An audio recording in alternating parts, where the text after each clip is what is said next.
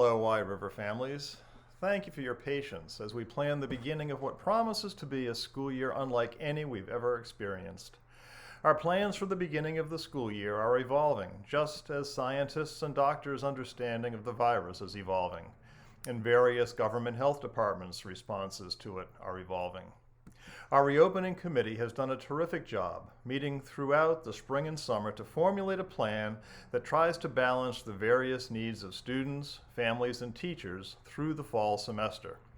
There are several things to keep in mind as you look through our plan. Despite our best efforts, neither this plan nor any other plan will make everyone happy, nor perfectly meet the needs of everyone in the school community. We're aiming to strike a balance between meeting the physical needs, the social and emotional needs, and the academic needs of our students, as well as caring for the safety of our teachers. We recognize that none of these needs can be met as well as they would be without this health crisis. The choices we've made are not political in any way, but are based on the best current guidance from the CDC and the Maryland Department of Health.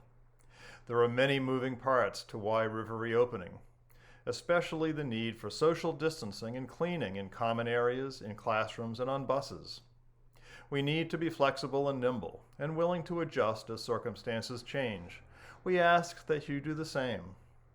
Health and safety are shared responsibilities that require discipline and sacrifice from all of us.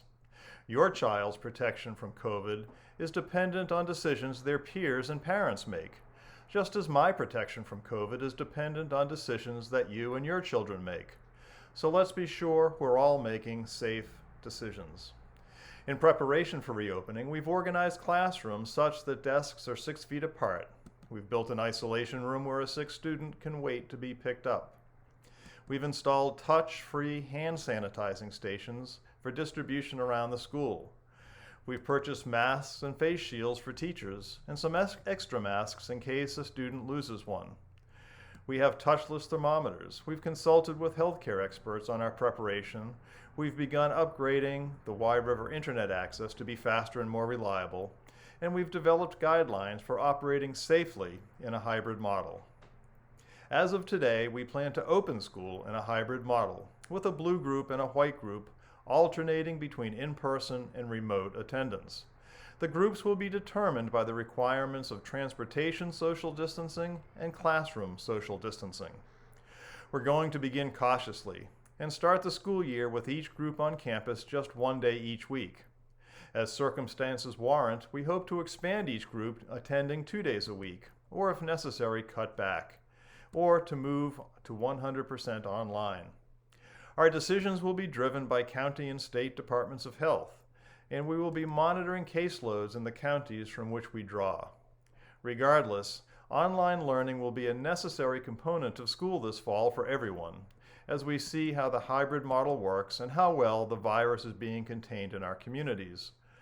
We'll give as much notice as we possibly can of any changes in this hybrid model.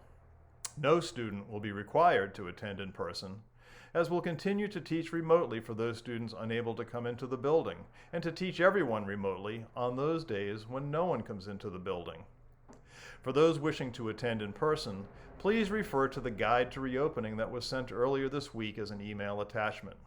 It includes a return to school agreement in which parents and students acknowledge and accept the risks inherent in returning to in-person learning.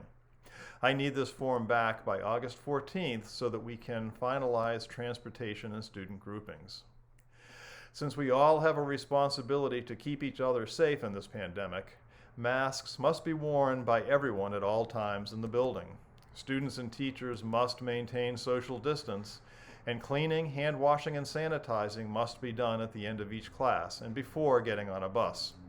Students who aren't able or willing to abide by these precautions will have to switch to an all-online learning environment. Everyone must also fill out the school health check daily before getting on a bus or coming into the building. Anyone with symptoms should remain at home, call the school, and attend classes remotely until the Maryland and CDC guidelines are met. Those guidelines are also in the guide to reopening. Please take the time to carefully read and review our guide to reopening and distance learning for details of the daily schedule, COVID protocols, and the forms that I mentioned, As always, I'm happy to answer your questions or address your concerns to the best I'm able. Again, thank you for your patience and understanding as we work together to help our kids get through this difficult time. If nothing else, in 2060, they'll have some stories to tell their grandchildren. I look forward to meeting many of you in the next few weeks. In the meantime, stay safe, stay sane, and stay put.